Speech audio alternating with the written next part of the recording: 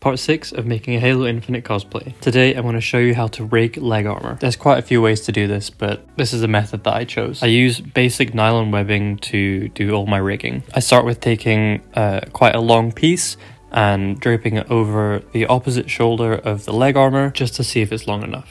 The next step is to add the buckles. I use a small piece of nylon webbing and wrap it around the single loop side of the buckle. I then apply a generous amount of super glue, fold over the other side.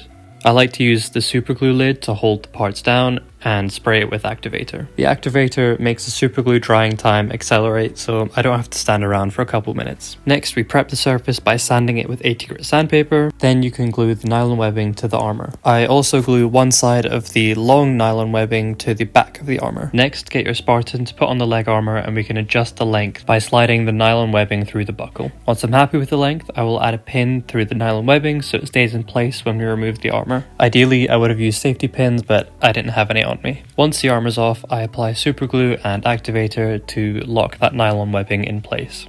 And now you can see we have a full loop. Continuing on, we're going to add the attachments for the shins.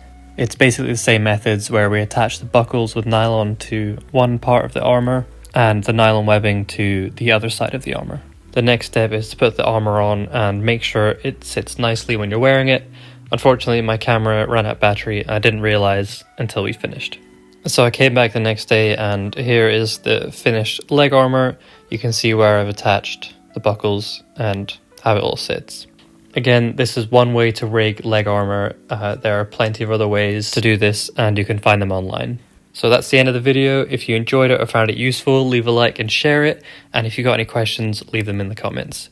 Thank you so much for watching.